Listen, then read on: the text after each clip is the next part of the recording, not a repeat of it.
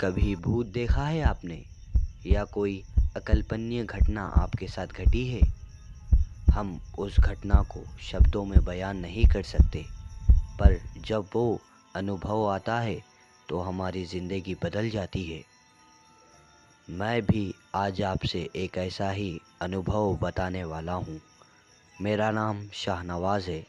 मैं अपने घर में बैठा हूँ और बाहर ज़ोरों से बारिश हो रही है। और उस दिन भी बारिश हो रही थी जिस दिन मैं अपने गांव ताड़वई से एक कोरोना पेशेंट को मेरी एम्बुलेंस में लेकर हैदराबाद के गांधी हॉस्पिटल जा रहा था।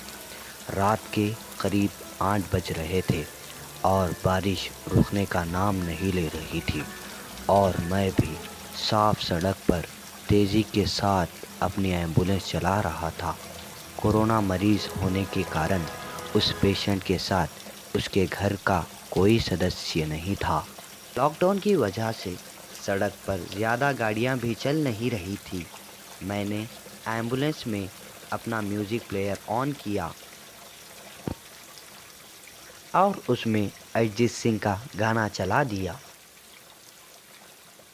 मेरी किस्मत के हर एक पन्ने पे मेरे जीते जी बाद मरने के, मेरे हर एक कल हर एक लम्हे में तू लिख दे मेरा उसे। मेरे सामने अलीशा का चेहरा घूमने लग गया था। अलीशा मेरी क्लासमेट थी और मेरी मोहब्बत भी, जिसे मैं जान से भी ज़्यादा प्यार किया था, जिसके लिए मैंने अपना सब कुछ कुर्बान किया, वो थी मेरी अलीशा। मैं अलीशा की यादों में खोया हुआ था। तभी एक आदमी हाथ हिलाते हुए नज़र आया और मैंने एम्बुलेंस की स्पीड कम करी और कुछ आगे जाकर एम्बुलेंस रुकी। वो आदमी मेरे पास आया।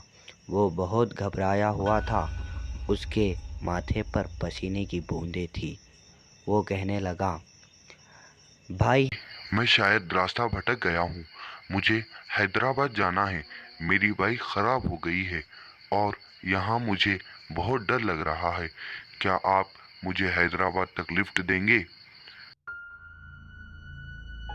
ठीक है, आप आ जाए। और मैंने उसे अपने एम्बुलेंस में लिफ्ट दी और वो आदमी मेरे बगल वाली सीट पर आकर बैठ गया और मैंने अपनी म्यूज़िक प्लेयर की आवाज़ को थोड़ा धीमे कर दिया और हमारा सफ़र फिर से शुरू हो गया था। तभी मैंने गौर किया कि वो आदमी भीगा हुआ नहीं था और अब बारिश भी रुक गई थी। शायद वो आदमी बारिश के वक्त कहीं ठहर गया होगा। कुछ देर बाद मैंने देखा कि वो आदमी कहीं खोया हुआ है। मैंने म्यूज़िक प्लेयर बंद किया और उस आदमी से पूछा, तो बताओ, तुम्हारा नाम क्या है और तुम कहाँ के रहने वाले हो? वो आदमी मेरी आवाज़ सुनकर मेरी तरफ अपना चेहरा किया और बोला, मेरा नाम रामू है। मैं कामारेड्डी में शूज़ की दुकान में काम करता हूँ। मेरा छोटा सा परिवार है। मैं, मेरी पत्नी, एक 12 साल का लड़का और 8 साल की लड़की, दोनों ही प्राइवेट स्कूल में पढ़ते हैं। मेरा पिता का देहांत हुए 2 साल हो गए। वो हार्ट स्ट्रोक के कारण उनकी मृत्यु हो गई और मेरी माँ का निदान 1 महीने पहले ही हुआ है। माँ को कोरोना हुआ था और मैंने अपनी पत्नी और बच्चों को अलग कमरे में रख दिया। मैं ही माँ की सेवा करता था और उसकी वजह से मुझे भी कोरोना हो गया। मेरी माँ तो चल बसी और उनका अंतिम संस्कार भी नहीं कर पाया। कोरोना मरीज़ की मौत होने के कारण मेरे आस पड़ोस रहने वाले भी बहुत डर गए थे और किसी ने मुझे अंतिम संस्कार करने नहीं दिया। किसी ने पुलिस को बता दिया और कुछ ही घंटों में मेरी माँ का देह पुलिस ऑफिसर ले चले गए और पता नहीं उन लोगों ने उसका क्या किया। शायद किसी कब्रिस्तान में दफन दिया होगा। कुछ दिन बाद मेरी तबीयत बहुत ख़राब हुई। मैंने टेस्ट कराया तो मुझे भी कोरोना पॉजिटिव आया। पर मैं कोरोना से डरा नहीं। मैंने ख़ुद को उसी कमरे में क्वारंटाइन कर लिया जहां मैंने माँ को किया था, और मेरी पत्नी मेरी ज़रूरत का सामान मेरे दरवाज़े पर रख देती, और ऐसे ही चलता रहा।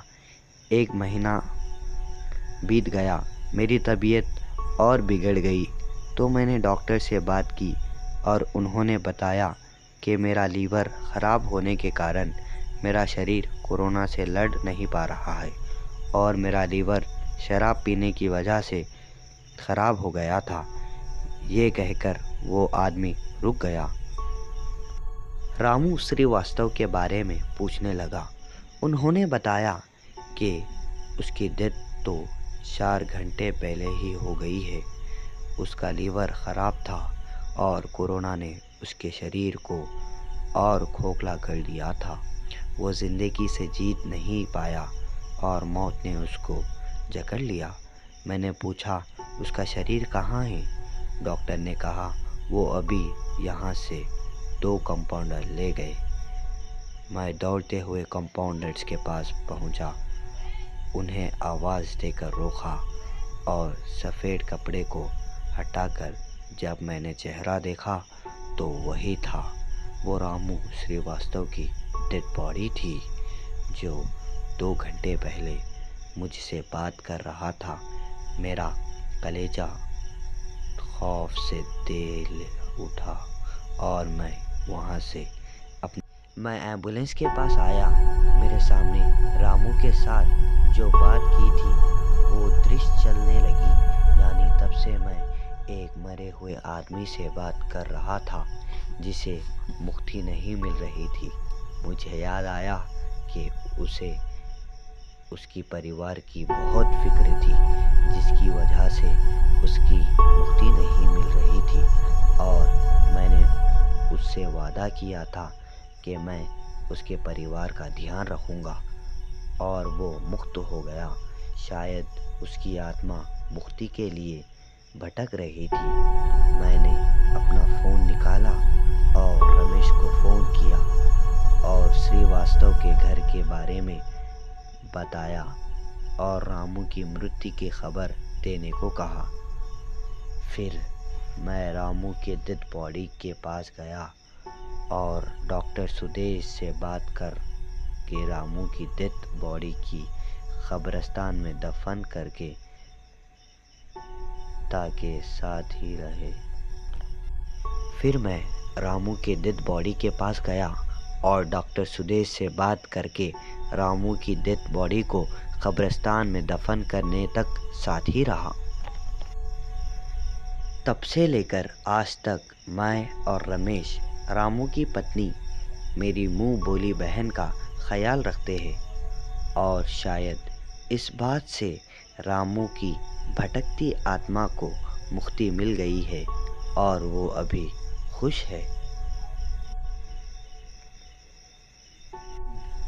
कहानी अच्छी लगी हो तो सब्सक्राइब करें और अपने मित्रों के साथ ज़रूर शेयर करें, और हर सैटरडे एक रोमांचक दिल दहलाने वाली कहानी का मज़ा लें।